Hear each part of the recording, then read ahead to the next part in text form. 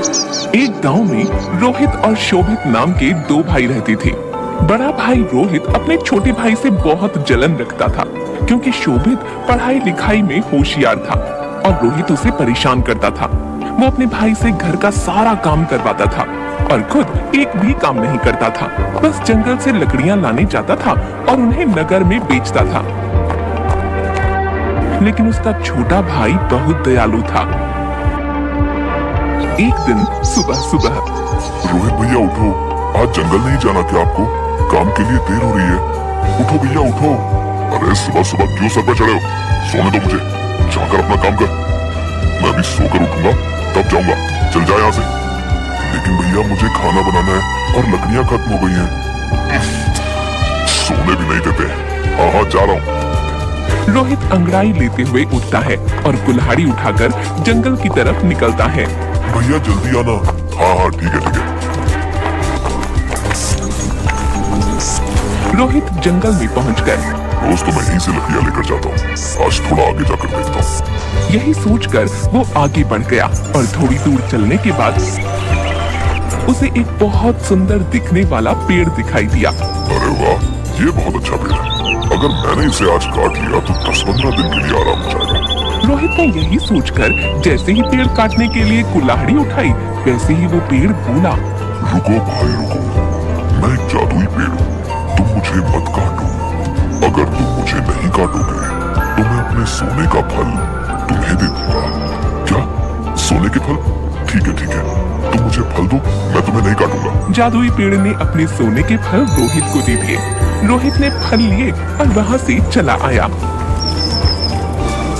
अरे वाह, मेरी किस्मत, आज तो ऊपर वाले ने छप्पर फाड़ के दिया है। अब तो कोई काम नहीं करना पड़ेगा, बस किसी को इस जादुई पेड़ के बारे में खबर न लगे। अब इस फल को बाजार में बेच कर आता हूँ। बाजार में रोहित जौहरी की दुकान पर जाकर जौहरी से, अरे जौहरी जी, एक बहुत कीमती सामान बेचने आया हूँ, खरीदोगे क्या? तुम्हें अंदर किसने आने दिया है? तुम्हारे पास कुछ है भी बेचने के लिए जो बेचोगे? रोहित फल निकालता है और जौहरी को दिखाता है। ये देखो जौहरी जी, है ना कीमती सामान? अरे ये तो सोने का फल है। हाँ अब बताओ कितना पैसा दोगे?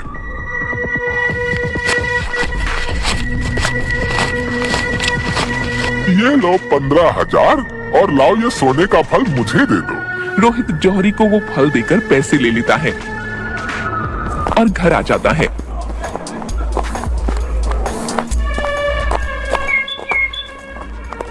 लेकिन अपने भाई को कुछ नहीं बताता।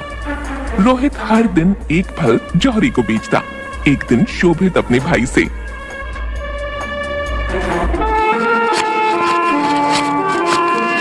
भैया मुझे कुछ पैसों की जरूरत है, स्कूल की फीस देनी है।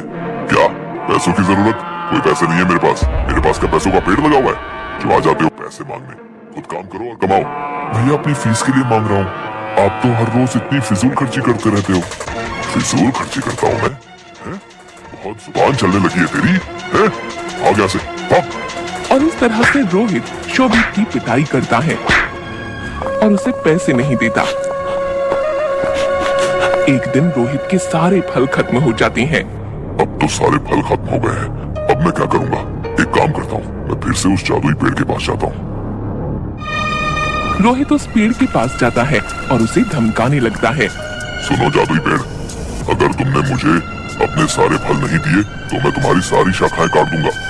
अरे मैंने तुम्हें अपने सारे सोने के फल दे दिए और तुम ऐसा कर रहे हो? नहीं नहीं, तुम ऐसा कैसे कर सकते हो? ठीक है, मैं नहीं काटूंगा, इसके बदले में दोगे मुझे अपने सारे फल, बताओ। रोहित की ये बात सुनकर जादुई पेड़ को गुस्सा आ गया और उसने अपने पेड़ से रोहित के ऊपर ढेर सारी सुइयों की बारिश कर दी।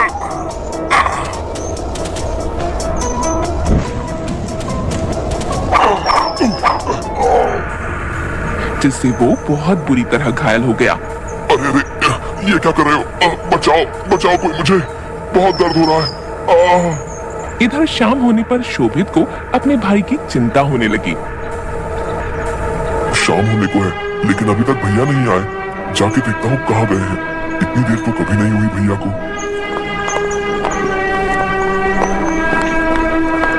शोभित अपने भाई को ढूंढने के लिए जंगल की तरफ जाने लगता है, लेकिन उसे उसका भाई कहीं नहीं मिलता, जिसे देख वो बहुत परेशान हो जाता है और जंगल की तरफ आगे बढ़ने लगता है।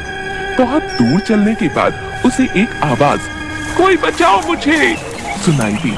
लगता है उधर कोई है। शोभित उसी तरफ जाने लगा जहाँ से उसे आवाज आती है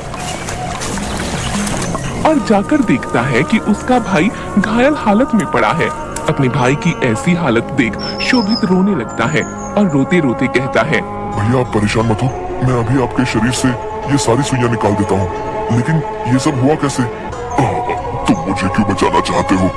मैंने तो तुम्हें बहुत परेशान किया है। जाओ यहाँ से, मुझे मेरी लालच की वजह से ये सजा मिली है। नहीं भैया, मैं आपको ऐसे छोड़कर नहीं जाऊंगा। आप मुझे परेशान करते हो तो क्या हुआ, आप मेरे भाई हो और मैं आपको बहुत प्यार करता हूँ। लेकिन कुछ नहीं, आप शांत रहो। शोभित अपने भाई के शरीर से सारी सुइयां निकालता है। सारी सुइयों के निकल जाने के बाद रोहित ने शोभित से अपने बुरे व्यवहार के लिए माफी मांगी और बेहतर इंसान बनने का वादा भी किया। लेकिन भैया ये सब हुआ कैसे?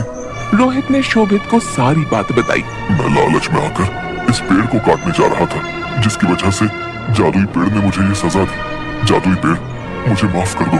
मुझे बहुत अच्छा लगा तुम्हारे अंदर ये बदलाव देखकर। अब तुम मेरे सारे फल ले लो। जादुई पेड़ ने अपने सारे फल उन लोगों को दे दिए और अपनी शक्तियों से रोहित के सारे घाव भी ठीक कर दिए।